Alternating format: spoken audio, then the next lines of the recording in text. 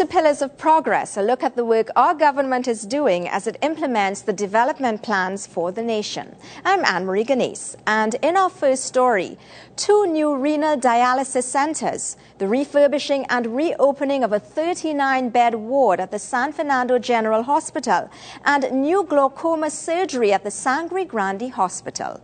These are just some of the recent developments at the various regional health authorities. RHA chairmen reported on their work at a media conference at the Ministry of Health earlier this week. On 18th of March 2001, the first glaucoma filtration surgery using the latest Express glaucoma filtration device was successfully done on a 29-year-old male at the Sangre Grande Hospital. This surgery was the first of its kind in the English-speaking Caribbean. It was done by Dr. Shivanan Ramdeen and the registrar, Dr. Raja Agarwal. The other thing of note, on the 6th of April 2001, 65 Standard 4 students completed the certificate in Inspector's DEP, that is the Dengue Eradication Program. This was held at the Sangre Grande Church. This is just a first start in educating the children of all regions so they'll be able to identify dengue initiatives. We are establishing 2 renal dialysis centers in Trinidad and Tobago. And these 2 centers, one will be located at the Eric Williams Medical Sciences Complex and the other at San Fernando General Hospital. These are to be constructed. These dialysis centers will be equipped to provide dialysis to 200 patients weekly at each center. We have entered into a contractual agreement for the design, the construction, and the operation of both dialysis centers. The contract comes into effect in June 2011, that's next month, and it's expected that the construction would take 18 months to be completed. This contractual agreement is significant because it represents hope. It will allow us at the NCRHA to double our present capacity and our present capability. It is estimated that there are presently about 1,000 patients who require dialysis treatment in this country, and currently less than 400 patients access this service through the public health care system. January of this year, the Cabinet, January 20th to be exact, agreed that the National Oncology Center would be completed at the Eric Williams Medical Sciences Complex as designed. And the meeting that we hope we are convening on May the 11th at the Ministry of Health is the initial meeting to recommence this process, and present at that meeting would in fact be, it would be hosted by the Honorable Minister of Health, it would be attended by the Minister of Works and Transport, the intervening ministry that has responsible for the project execution, and UDCOT as the ministry with the responsibility for the procurement and project management. So at that meeting, we hope to set a high-level agenda with respect to completion, and hopefully once we start the construction, within 30 months, we should have a functioning and commissioning oncology center for the people of Trinidad and Tobago. The water supply at the St. Anne's Hospital has been restored finally. This was done by working very, very hard actually during weekends and so on, and WASA has laid I believe a 627-meter pipeline, which is now conveying water up to the highest point. In addition to the actual access, St. Anne's Hospital, which was formerly a domestic service, is now designated an essential service for water. So, whereas prior to April 2011, when the water in St. Anne's went, the St. Anne's Hospital was without water. But now it's an essential service as of April 2011, so we hope to have water on a more continuous basis. We've had new equipment installation and testing, the hematology analyzer at the St. James Medical Complex, which will be able to perform blood tests on site. Another new initiative has been the Community Diabetic Eye Screening Clinic, which is at the San Juan Health Center. So this will enable us to examine diabetic patients for cataracts, glaucoma, retinopathy, etc. Ward 15 at the San Fernando General Hospital, which was recently refurbished to accommodate the gynecology ward, was opened on April 24th, so a couple of weeks ago. The ward, which contains 39 beds, is now equipped with piped oxygen at every bed. In addition, an ultrasound room and counseling room were included in the renovations. This ward is now located in close proximity to the operating theater, the so-called DNC theater. The previous Ward 4, which housed gynecology, is now in the process of being refurbished to accommodate additional beds to address the issue of overcrowding in the medical department. And I've been given the assurance that within another 2 to 3 weeks, that ward should be ready. Vaccination Week in the Americas, some 400 members of the public were vaccinated when the SWRHA partnered with the Ministry of Health's expanded program on immunization. This happened at the Harris Promenade on April 29th, this last week Friday. Community nurses of County Victoria provided hepatitis B, yellow fever, seasonal influenza, tetanus, and mumps, measles, rubella, the so-called MMR vaccinations to members of the public. The staff and students of Fatima College joined the Ministry of Health and the Blood Bank in the latest drive to provide this country with a continuous supply of blood for medical purposes. The Ministry and the Blood Bank are on a campaign in the run-up to World Blood Donor Day in June. And as Sunil Ramjit Singh tells us, Minister of Health Therese Baptiste Cornelis is reporting positive responses to the campaign from the public. The Minister of Health paid a special visit to Fatima College in Mukarapu to thank the students and staff for their contribution to the blood donorship drive. It is hoped that the sixth form students will set an example and inspire other citizens to come forward and give blood.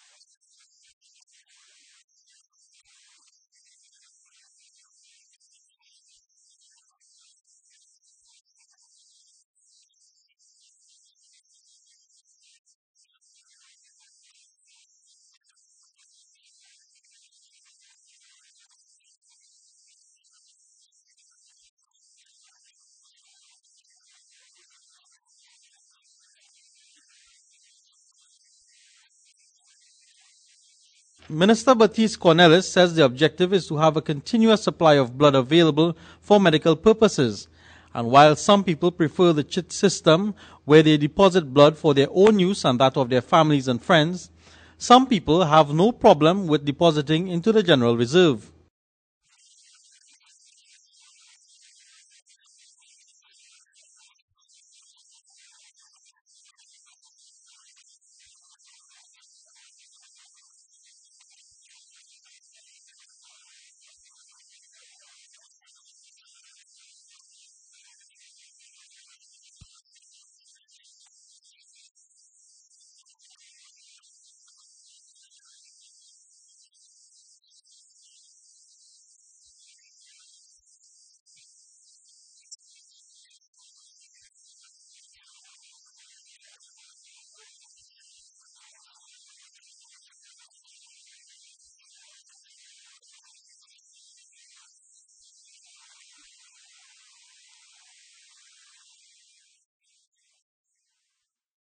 Prime Minister Kamla Persad-Bissessar urges administrative assistants to take full advantage of all educational opportunities available to them. The Prime Minister was speaking at a seminar to find ways of improving efficiency by public and private sector administrative assistants. John Victor has more. Prime Minister Kamla Persad-Bissessar advises administrative professionals to use their professionalism to maintain their standards. The National Association of Administrative Professionals are meeting in Port of Spain looking at ways to improve their profession. The Honourable Prime Minister offered 3 rules. So I said, firstly, that you need to have your personal commitment to the job. Secondly, determined and focused. And thirdly, persistence. And if I may share just a small matter for us as in our jobs with our executive assistants and administrative assistants, sometimes if you do not, and therefore for us it's so important, you will keep reminding us, Minister, Prime Minister, boss, chief, whatever it is, don't forget that phone call, you must return that phone call, you must return that phone call, or don't forget to answer that letter. You will even draft the letters and bring it and say, look, you must get it out, you must have that feedback. Is that not true? And that is where persistence is so vital. Because the one thing I've learned is assistants can be most persistent to ensure that we get the job done. I still remember, you're not here merely to make a living. You're here in order to enable the people you serve in your organizations. You're here to enable them to live with a greater vision, with the finest spirit of hope and achievement. Your ultimate task, therefore, is to enrich the world, and you must always be prepared to excel at this task. The Prime Minister also advised the administrative assistants to take advantage of the Workforce Assessment Centre to help in their quest. She also took note of the theme of the seminar, Equipped for the Task, Ready to Achieve. And she noted this theme could well be used by her as Prime Minister. If anyone were to ask me how I feel about being this country's Prime Minister and the current state of our government right now, I would say we are very well equipped for the task and ready to achieve, just like you. I draw that connection to emphasize to you here today that no matter what your profession is, whether it be perceived as that of the Prime Minister, of that as an administrative assistant, we all have the same task to do, and that is to serve people whom we represent and interact with. And as I say that, I remember a quote I came across a very long time ago when I first began working as a lawyer, about how important it was to cherish our assistants. And let me quote that. It says, always be nice to your assistants, for they are the real gatekeepers in the world. So if you don't have an executive assistant, administrative assistant, meaning you, who is nice to those who come, then they will never let them through the door. And so you are very vital as administrative assistants. You are one of the most important groups of professionals to exist in any organization. Without you, our businesses and our institutions will all fail, and that is a fact. The Ministry of Housing is making every effort to ensure that those in need benefit from government's housing program. So says Housing Minister Dr. Rudal Munilal as he spoke at a ceremony to hand over keys and home improvement grants to victims of fire and other beneficiaries. We are extremely happy to present keys to homes for persons who have lost their own homes by way of fire. We have fire victims. We are presenting as well grants to needy persons to improve their homes. And of course we are presenting to a group of persons who have applied, needy persons, for homes. I can just ask you to please, those of you who will collect your keys, please treat your homes with the sacred nature that they deserve. Build your homes, build your communities, and contribute to your community. Protect your home, protect your community, work with your neighbors, develop your own, social ethic, that you look out for each other, that you keep your home and your premises in a state that you will feel proud.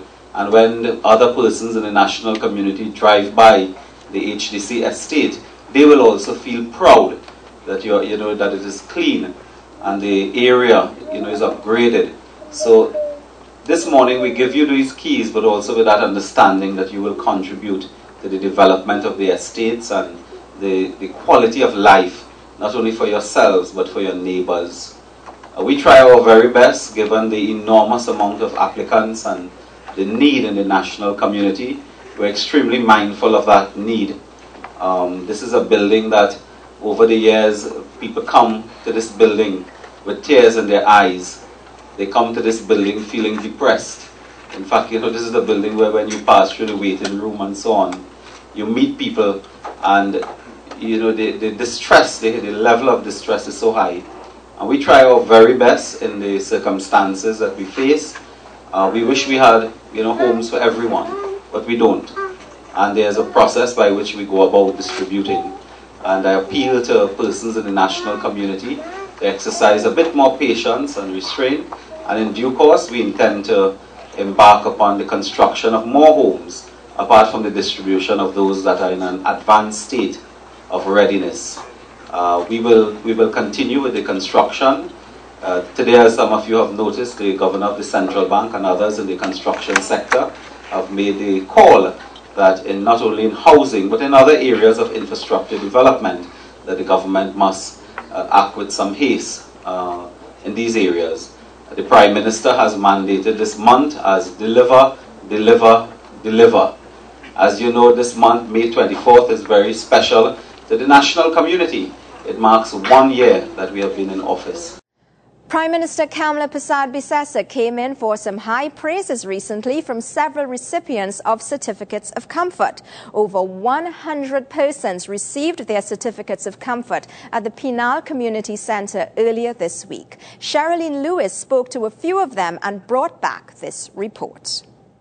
Safety, security and happiness.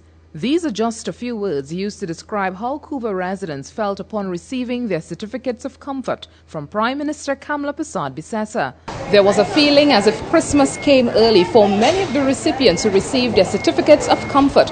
We spoke to some of the recipients today to find out exactly how these certificates of comfort are going to improve their lives. I feel so wonderful because 11 years we was waiting for it. Now I confidence that nobody will have to break us down. Mahadeo Ramdeen, another Couva resident, thanked the Prime Minister. More secure and no surety that they can't come and break me down.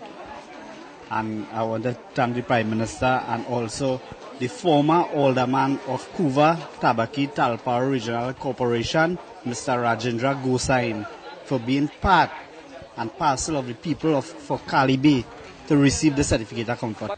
This gentleman echoed the same sentiments. No, it's a good thing and it encourages you to, like a young man, build up our home and now we get this.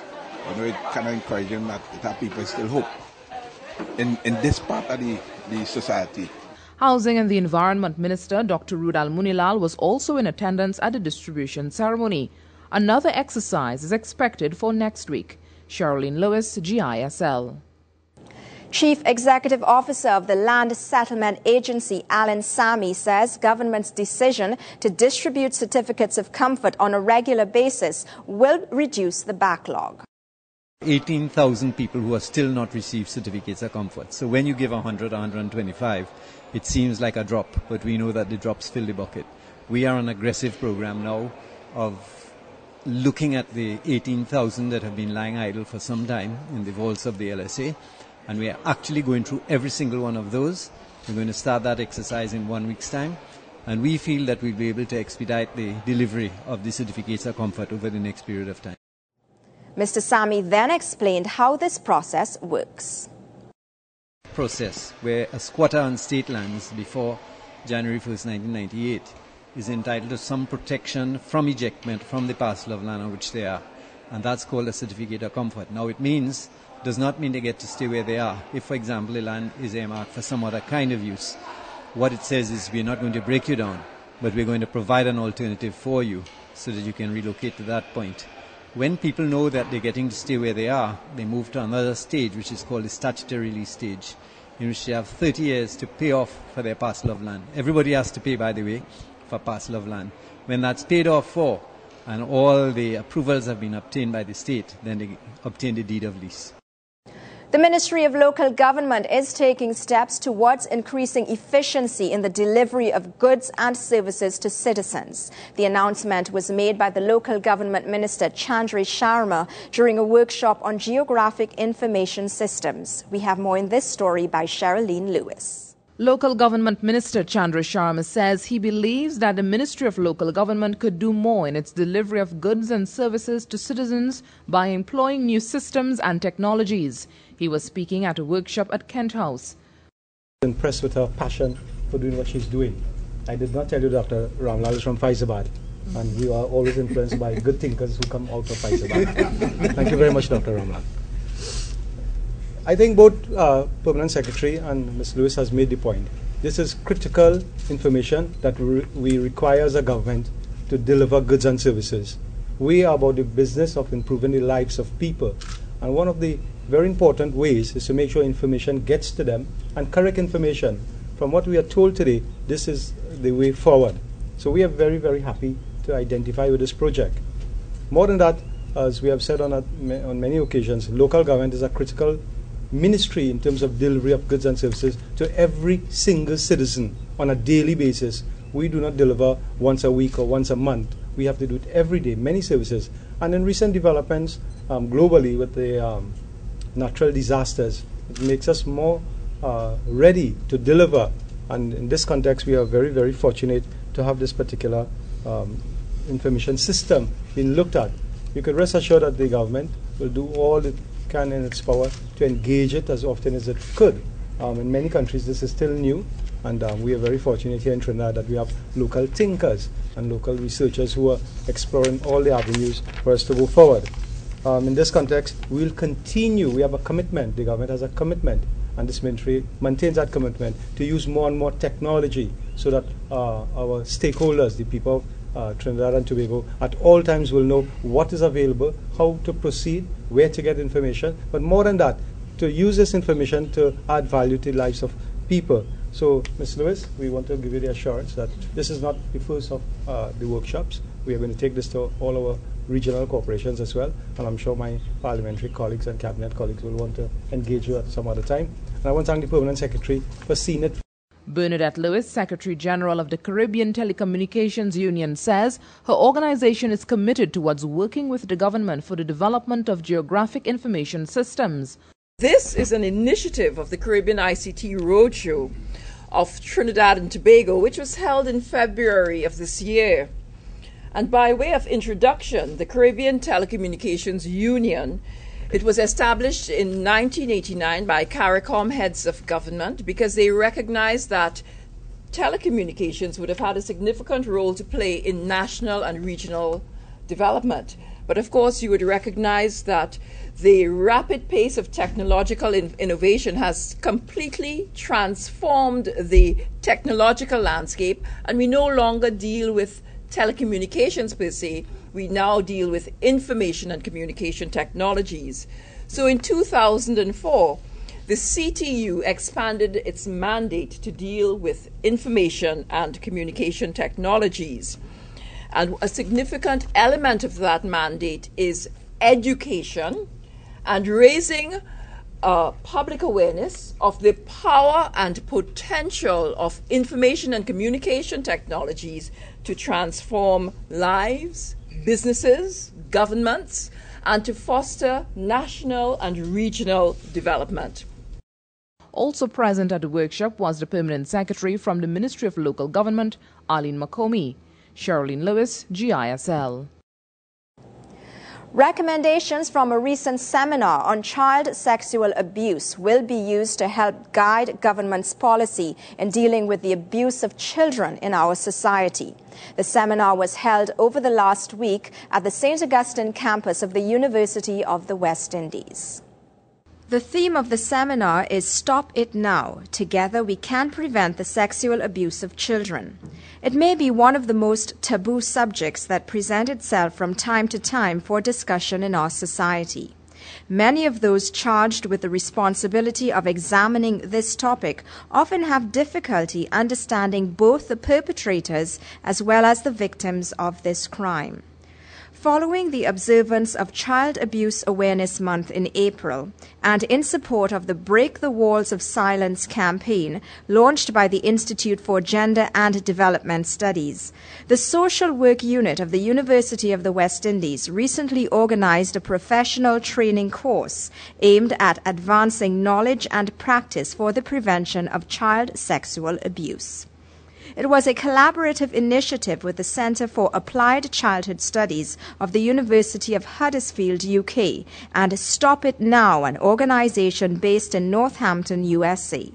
One participant spoke of the importance of moving away from demonizing perpetrators of sexual abuse.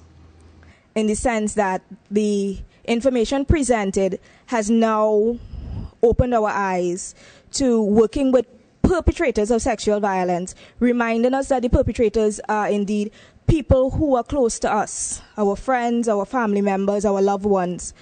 and understanding that they too need help. One of the shifts taking place is a shift from working with the child as the client to working with the family as the client.